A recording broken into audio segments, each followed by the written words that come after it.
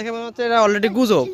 গুজব মনে হচ্ছে আপনার কাছে? তো আপনার কাছে কেন গুজব মনে হলো? কারণ একটা গাছ যাইতেই পারে, ঠিক আছে। গাছ যাইতেই পারে। আচ্ছা, তো এখানকার আমাদের গ্রামে যে এটা বলা হয়েছে যে গাছটাকে হাঁটতেছে পানির মধ্যে দিয়ে, গ্রামে বলা হয়েছে এটা, হ্যাঁ। তো এখন আপনার কাছে এটা পুরোটাই গুজব মনে হচ্ছে? মনে হচ্ছে। আচ্ছা। তো দর্শক, আপনারা দেখতে পেলেন যে এই ভাইটি বললো যে এটা নাকি তার কাছে পুরোটাই গুজব, কিন্তু আমরা জানি না আসলে সত্যটা কি। দর্শক, আমরা এখানকার স্থানীয় একটা ছোট ছেলের সাথে কথা বলবো। তো সে এখানে গোসল করছে, সে বলছে। তো তোমার নাম কি ভাইয়া? মোহাম্মদ মারুফ হোসেন। একটু জোরে বলো, একটু জোরে বলো। মোহাম্মদ মারুফ হোসেন। মারুফ হোসেন। তো তুমি এই পুকুরে গোসল করছো কি? হ্যাঁ, কতবার করছো?